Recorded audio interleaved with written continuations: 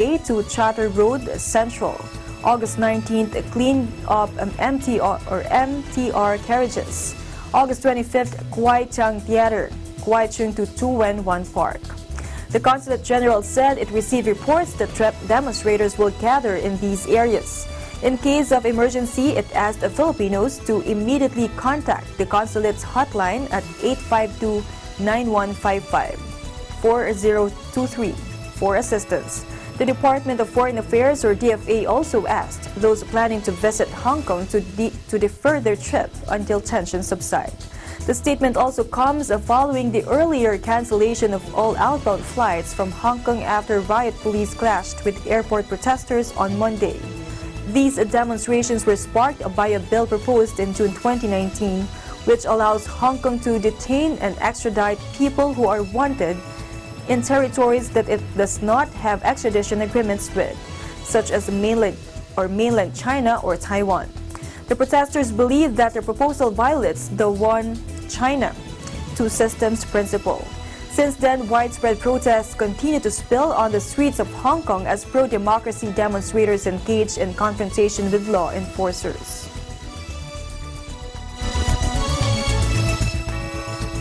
Meanwhile, after 2 consecutive days of chaos at Hong Kong International Airport, the UN High Commissioner for Human Rights, or OHCHR, Michelle Bachelet, expressed her concern and condemned any form of violence or destruction of property, and urged the demonstrators to express their views in a peaceful way. Bachelet, however, is urging Hong Kong authorities to refrain from hard-nosed tactics that violate people's rights of freedom of expression and peaceful assembly, and which are likely to cause civilian casualties. Her spokesman, Rupert Colville, said the High Commissioner is alarmed by the methods used by the security forces that are both dangerous and forbidden. Take a look. The High Commissioner is concerned by the ongoing events in the Hong Kong Special Administrative Region and the escalation of violence that has taken place in recent days. He condemns any form of violence or destruction of property and urges everyone participating in the demonstrations to express their views in a peaceful way. She notes the Chief Executive's commitment to, I quote, engage as widely as possible and to listen to the grievances of the people of Hong Kong, end of quote.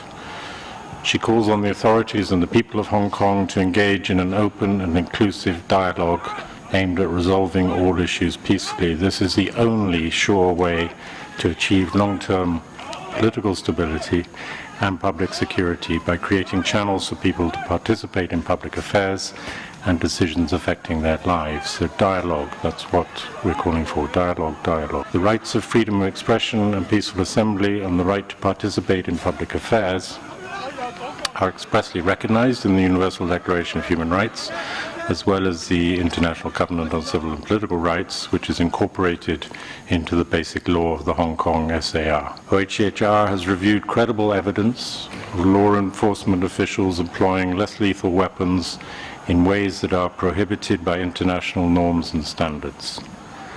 For example, officials can be seen firing tear gas canisters into crowded enclosed areas and directly at individual protesters on multiple occasions, creating a considerable risk of death or serious injury. We urge the Hong Kong authorities to investigate these incidents immediately, to ensure security personnel comply with the rules of engagement, and where necessary, amend the rules of engagement for law enforcement officials in response to protests where these may not conform with international standards. The office urges the Hong Kong authorities to act with restraint, to ensure that the rights of those who are expressing their views peacefully are respected and protected, while ensuring that the response by law enforcement officials to any violence that may take place is proportionate and in conformity with international standards on the use of force, including the principles of necessity and proportionality.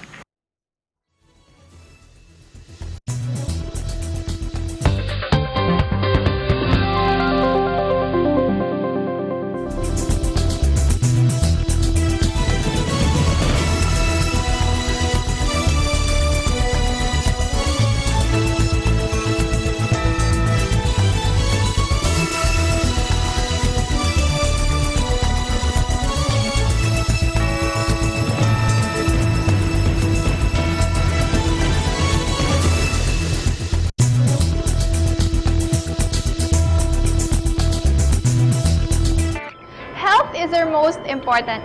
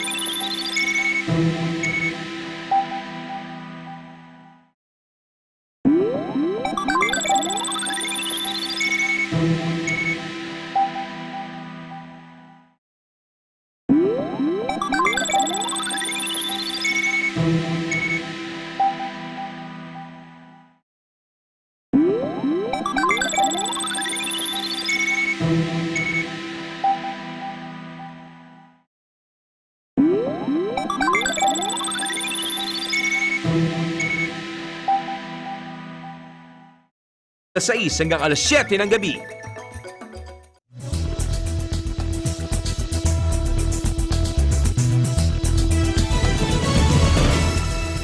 Welcome back. The Presidential Anti-Corruption Commission, or PACC, is currently investigating 2 incumbent cabinet officials for alleged corruption. Meron pang cabinet secretary. I think dalawa sila eh. Ang investigation namin cannot be revealed to the public until it has been submitted to the President. The President decides on it. Then it can be open to the public. Balica further said the 2 cabinet officials have been responsive. It is unfair to name them since investigation is ongoing. Ang investigation kasi doesn't mean they're already guilty. So it's unfair to mention them and make them appear na corrupt. So far, he said the 2 cabinet officials have been able to provide evidence and documents disproving the corruption allegations. However, he said it will still be up to the president to decide whether or not he would fire or recommend the 2 cabinet officials to resign. Balica said the PACC stated investigation after cases were filed against the 2 cabinet officials February this year. He was mum on details, but said that the complaint was filed by a private person. Investigation results of the PACC are all based on substantial evidence and not mere gossip, he said. At present, Balica said the PACC is conducting a lifestyle check and investigating around 200 officials from the Bureau of Customs, Bureau of Internal Revenue, Department of Public Works and Highways, Department of Environment and Natural Resources, Department of Transportation, and the Philippine Charity Sweepstakes Office, in a span of 2 to 3 months. He said these agencies have the most corruption complaints. For the PCSO alone, Balica said the PACC is investigating around 15 officials. Balica meanwhile encouraged the public to report any illegal activities being committed by the government employees. Meanwhile, the country's rice inventory as of July 1st rose by 31.9% to 2.625 million metric tons, from 1.99 MMT last year due to the significant hike in the buffer stock of the National Food Authority. Data from the Philippine Statistics Authority, or PSA, showed that on a monthly basis, the inventory at the start of the lean season was also higher by 1% than the June record of 2.598 MMT. The PSA monthly report on the country's rice inventory indicated that 41.9%, or 1.099 MMT of rice were held by commercial warehouses, while 1.008 MMT were in households. The NFA's buffer stock, which accounted for 19.69% of nationwide inventory during the period, was at 516,920 metric tons. And I quote, relative to the previous year's level, increases were notable in all sectors. Stocks in the households and commercial warehouses were up by 1.6% and 16.4% respectively. Likewise, stocks in NFA depositories exhibited a significant increase of 869.8%, the PSA said.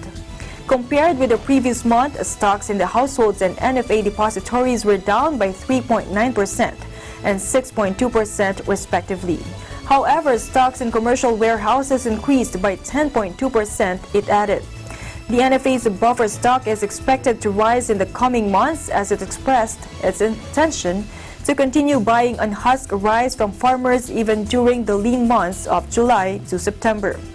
The food agency reported on Friday that it overshot its target of 265,199.95 MT in July to August, as its purchases reached 288,719.45 metric tons. Reports that U.S. will delay slapping tariff on toys and video games, among others, from China, lifted sentiments and allowed the Philippine Stock Exchange Index, or PSEI, and the peso to end Wednesday higher. The local units closed the day at 52.28 from the previous day's 52.46, which a trader traced to developments on the U.S.-China trade issues. It opened the day flat at 52.1 and traded between 52.32 and 52.1. This resulted in an average of 52.195. Volume reached $1.27 billion higher than the $1.21 billion in the previous day. The currency pair is seen to trade between 52.1 and 52.3 on Thursday. Relatively, the main stocks index gained 0.90% or 70.20 points to 7,858.65 points. All shares went up by 0.56% or 26.70 points to 4,768.92 points.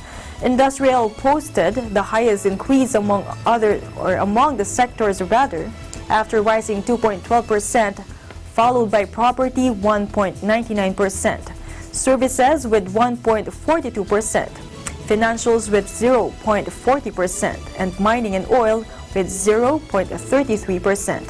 Only the holding firms ended on the red after it fell 0.16%. Volume reached 1.17 billion shares amounting to 6.56 billion pesos.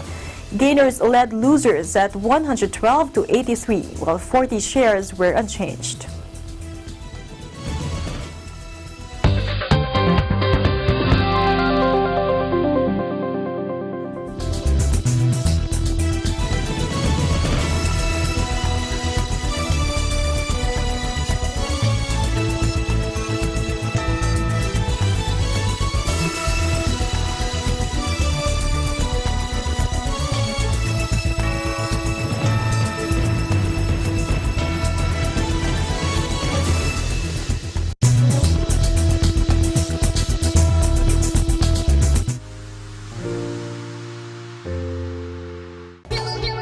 Hi, I'm Madeline. And I'm Samantha. And we're the Callion Twins. Please watch Digital Nest on Net 25 every Tuesday and Thursday at 7:30 p.m. And please subscribe to our YouTube channel, which is Digital Nest EBC. Callion Twins signing off.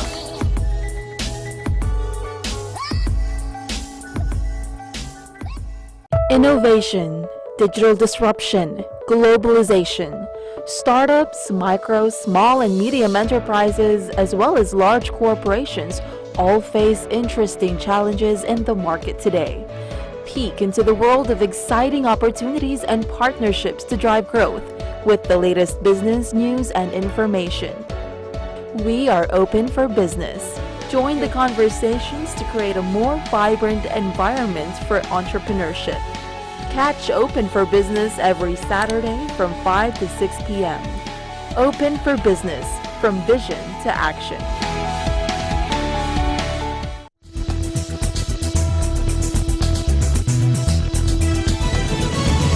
Welcome back. Thai weightlifters will not be allowed to compete at the World Championships despite the country hosting the event. The sport's global body confirmed Wednesday, dashing hopes of a late reprieve after a doping scandal. 9 Thais, including 2 reigning Olympic champions, were suspended after a positive drug test since November, prompting Thailand to voluntarily ban itself from the September championships in Pattaya as well as next year's Olympics. Last month, the Thai Amateur Weightlifting Association, or TAWA, changed tact, saying lifters who did not fail tests should be allowed to compete and have a shot at the Tokyo Games, while athletes and coaches were told to get ready. But the International Weightlifting Federation has slammed the door shut after telling AFP that no Thai athletes will be entitled to participate in Pattaya. The IWF Executive Board will not be reviewing TAWA's decision at its meeting in September, and therefore TAWA's self-suspension and the suspension of Thai athletes from competing in weightlifting events will remain in place.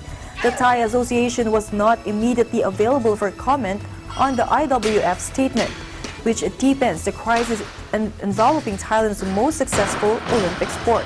Thailand maintains its lifters were given a pain relief gel by a former coach that, unbeknown to them, contained traces of anabolic steroid.